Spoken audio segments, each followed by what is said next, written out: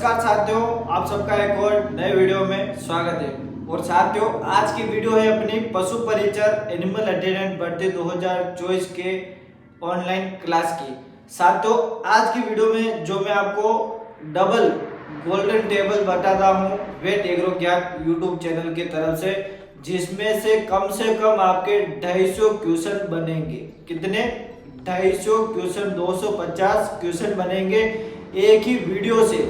साथियों, इस वीडियो को मैं आपको पार्ट 1 और पार्ट 2 दो वीडियो में करके बताऊंगा, जिसमें कम से कम आपके 250 क्वेश्चन बनेंगे और उसमें से आपके कम से कम 10 क्वेश्चन आना तय है।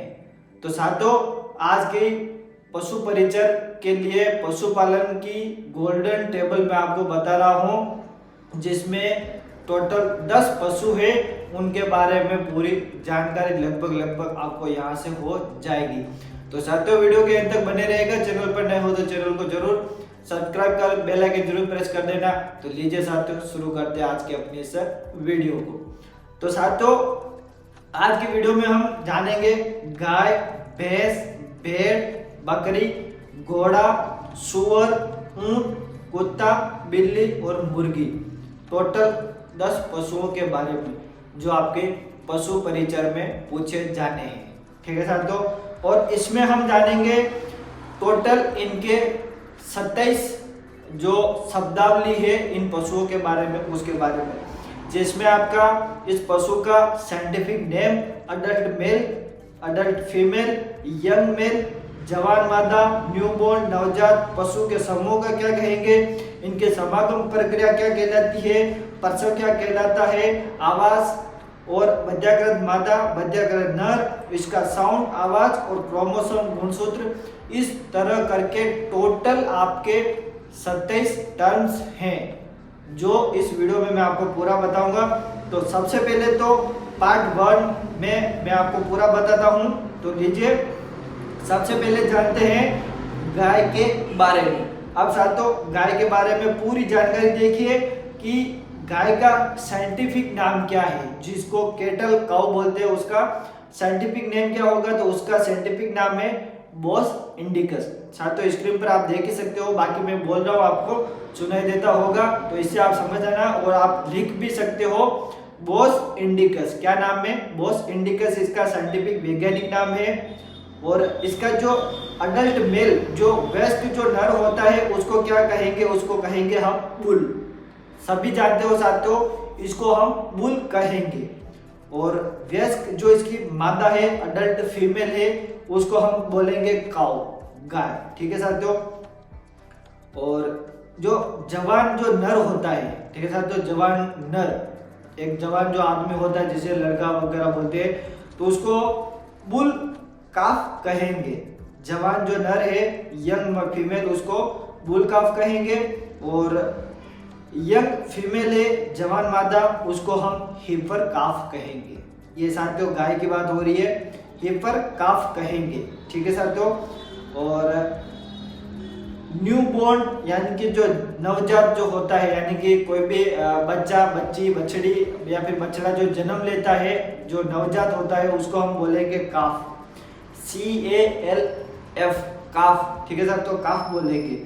और ग्रुप ऑफ एनिमल्स, यानी कि जो इसका पशु समूह है गाय का, यानी कि जो गायों का जो समूह होता है एक, जिसमें कई सारे गाय होते हैं, तो उसको हम हर्ड या फिर ड्रॉप बोलेंगे। हर्ड, ठीक है साथियों, हर्ड या फिर ड्रॉप बोलेंगे।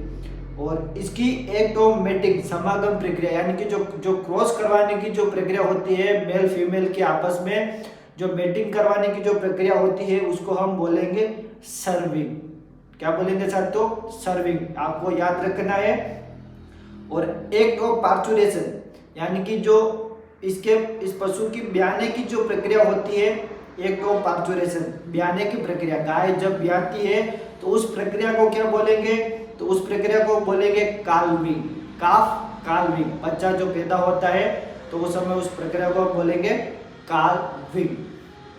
और 10वां पॉइंट है हाउस, आवास, जहां पर गाय रहती है उसके आवास को हम, उसके घर को हम क्या बोलेंगे?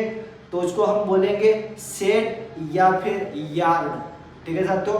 शेड या फिर यार्ड, आप सभी गाँव में इस बात को सुनते ही है, और देसी भाषा में उसको बाड़ा भी कई सारे लोग बोलते हैं, फार्म्स वगैरह जो होते हैं। और अगला पॉइंट है कास्ट्रेटेड फीमेल, यानी कि जो बध्याकृत मेल मादा जो होती है उसको हम क्या बोलेंगे, तो इसको हम बोलेंगे स्पेड, यानी कि वो बच्चा नहीं दे सकती, उसको कास्ट्रेटेड किया गया है अगर, तो उसको हम बोलेंगे स्पेड। और अगर बध्याकृत अगर नर जो होता है, मेल जो होता है, उसको हम क्या बोलेंगे, तो उसको हम बोलेंगे बुलोक या स्टीयर, बुलोक या फिर स्टीयर इसको बोलते हैं। और साथियों जिस बैल को मांस उत्पादन के लिए रखा जाता है और उसका जो बध्याकृत किया जाता है, तो उसके लिए स्टीयर बुल को यूज में लिया जाता है। और 13वां पॉइंट है साउंड, यानी कि उसकी आवाज, जब गाय भैंस जो बोलती है तो उसको हम क्या बोलेंगे, तो उसको मुई या फिर बेलोविंग बोलेंगे। ठीक है साथियों, क्या बोलेंगे, मुई या फिर बेलोविंग बोलेंगे उसकी आवाज को। ये साथियों गाय की बात हो रही, ओनली गाय की। और अगला पॉइंट है क्रोमोसोम्स, यानी कि इसके अंदर गुणसूत्र कितने होते हैं, तो ये सबसे अच्छा पॉइंट है। तो इसमें 60 यानी कि 60 गुणसूत्र होते हैं। कितने गुणसूत्र होते हैं, 60। ठीक है साथियों, क्रोमोसोम्स की बात हो गई, 10 पॉइंट हो गए। और अब 15वां पॉइंट है इसका साथियों कि इसका जो गेस्टेशन पीरियड है, ठीक है साथियों, गेस्टेशन पीरियड यानी कि गर्भकाल अवधि, कंसीव से लेकर ब्याने तक की जो अवधि होती है साथियों, उसकी कितनी होती है गाय की, तो 9 महीने प्लस 9 दिन। ठीक है साथियों, 9 महीने 9 दिन होती है, 283 दिन, सॉरी 82 दिन जिसको हम आइडियली बोलेंगे। ठीक है साथियों, 82-83 2-3 दिन आगे पीछे रहते हैं, 9 महीने 9 दिन। और अगला पॉइंट है फैमिली, जो इसका जो परिवार होता है, ठीक है साथियों, परिवार फैमिली जिसको हम बोलेंगे बोवेडी। ठीक है साथियों, क्या बोलेंगे, बोवेडी, इसके परिवार का फैमिली जो परिवार है इसका, इसको साइंटिफिक भाषा में बोवेडी बोलते हैं। और अगला पॉइंट है कि नॉर्मल टेम्परेचर, जो सामान्य तापमान जो होता है एक स्वस्थ पशु का, वो कितना रहेगा, तो वो रहेगा आपका 100 डिग्री फ़ारेनहाइट से लेकर 102.5 डिग्री फ़ारेनहाइट, ये इसका नॉर्मल टेम्परेचर रहता है।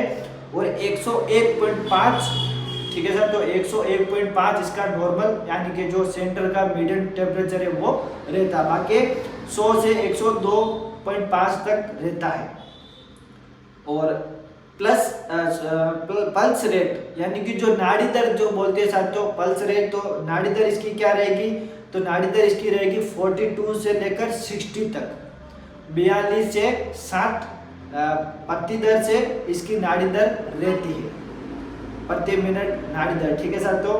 और रेस्पिरेशन रेट, यानी कि जो श्वसन जो लेने की जो उसकी रेट है, दर है, श्वसन रेट, वो क्या रहेगी, तो 10 से 30 बार 1 मिनट में 10 से 30 बार वो श्वसन लेती है, यानी कि सांस छोड़ना, लेना, छोड़ना, इस प्रकार। और अगला पॉइंट है मीट, इसका मांस। ठीक है, तो मांस है उसको हम क्या बोलेंगे साइंटिफिक भाषा में, तो मांस को बोलते हैं बीफ या विल।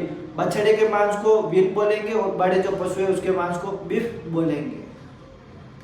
अगला पॉइंट है कि जो ग्रोविंग फीमेल, यानी कि ग्रोथ करती हुई फीमेल को क्या बोलेंगे, ग्रोविंग फीमेल को बोलेंगे साथियों हिस्टर, इसको ग्रोविंग फीमेल को बोलेंगे। अगला पॉइंट है कि फीडिंग, आहार, यानी कि ये जो गाय जो होती है वो किस टाइप का फीडिंग करती है, गाय जो है वो किस टाइप का फीडिंग करती है, यानी कि उसका खाने का जो तरीका है वो क्या है, तो ग्रेजिंग, यानी कि चरना। ठीक है साहब, तो आपने देखा ही होगा पशु चरते हैं गाय, तो ग्रेजिंग इसमें होती है। और अगला पॉइंट है स्पीसीज कॉल्स, यानी कि इसकी जो जाति है वो क्या है। पहले साथियों मैंने आपको इसकी फैमिली बताई थी, और अब है इसकी स्पीसीज कॉल्स, यानी कि इसकी जाति को क्या बोलेंगे, तो इसकी जाति को बोलेंगे बोवाइन। ठीक है सर, तो बोवाइन बोलते हैं।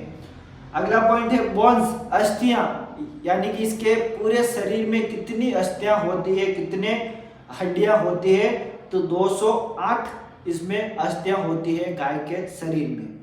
और पछलियों की संख्या इसमें 13 पेयर यानी कि 13 जोड़ी, 13 दूनी 26, ठीक है साथियों, 26 पछलियां होती है, 13 जोड़े होते हैं।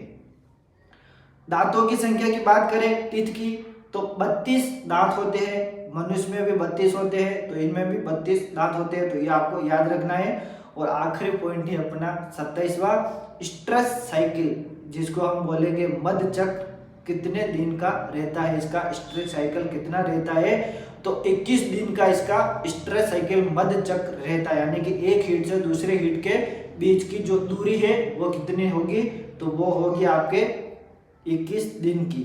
और जो हीट टाइम इसका रहता है, यानी कि मध में आने के बाद कितने टाइम तक वो हीट में रहती है, तो वो रहेगी आपकी 12 से 24 घंटे वो हीट में रहती है। और इसमें जो हीट जो आती है यानी कि वो पॉलीस्ट्रेस कहलाती है, ठीक है सर। तो पॉलीस्ट्रेस जानवर है, 12 से 24 घंटे हीट रहता है, और जो इसका साइकिल है वो 21 दिन का रहता है, ठीक है सर। तो इस प्रकार से ये पूरी गाय के बारे में जानकारी हो गई, ओनली गाय कैटल्स के बारे में 27 पॉइंट।